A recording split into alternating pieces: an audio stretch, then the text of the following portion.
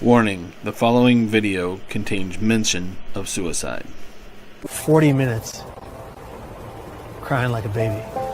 Bikers, joggers, tourists, runners, they went by me. Police officers searching for suicidal people went by me twice.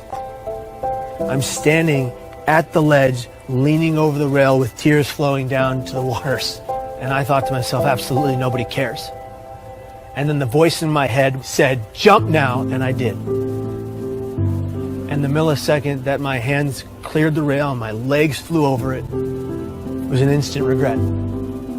The depression was wiped from my mind, and all I wanted to do was live, and I thought it's too late. What are the 5 steps that anyone can take to help prevent suicide? Step 1 is simply just ask. Ask yourself, ask others, are you thinking about suicide? And I know that sounds like a daunting question, but literally that question can save lives. Step 2, accordingly, would be just to listen.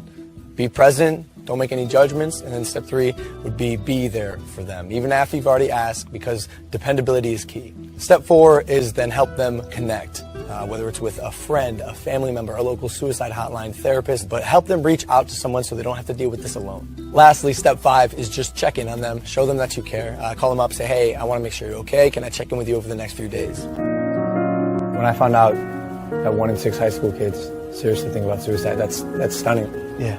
This is such a common problem. Logan, all I wanted was for one person to look me in my eyes and say, hey, kid, are you okay? I am so grateful to be alive. And I'm grateful today for every millisecond I get to breathe. Because it was almost all ripped from me by me. What's one thing you would have said to your younger self?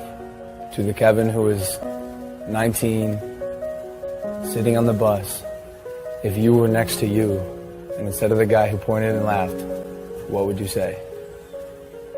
I would just put my hand on the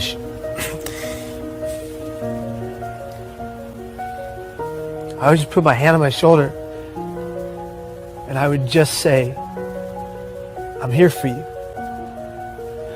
I got you. We need to be a society that comes together for every person in the community that's going through hell. And in order to do that, every person that's going through hell, whatever hell, has to be honest about their pain. And if they're going to be honest about their pain, we are going to collectively answer the call and be there for that individual. Because if you don't see beauty in the next person you meet, you're not looking hard enough. You're incredible, dude. This is an honor for me. It's an honor for me too, brother.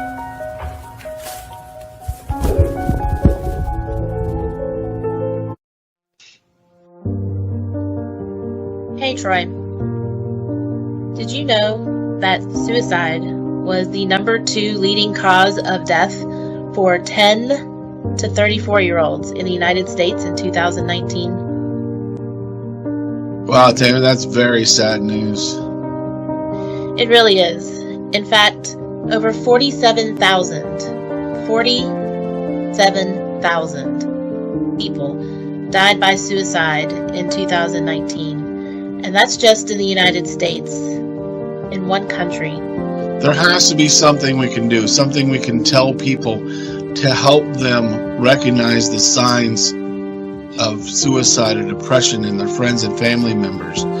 Some way we can help them remember to ask and to reach out to those people. You mean like mental health first aid does? It tells people to ask the question, even when it's really hard, and to not be afraid of putting the idea of suicide in people's minds. What question? The one like, are you thinking about killing yourself? But what about the other questions? What would you do? How would you kill yourself if you were going to do it? Do you have a plan? Do you have a place, when and where that you would do it? Those are the other questions we need to learn how to ask. Those are the ones that will help us determine whether that person is in crisis or not. Are those the questions you're referring to? Exactly. We need to teach people that it's okay to ask those questions without the fear of putting the idea of suicide in people's minds.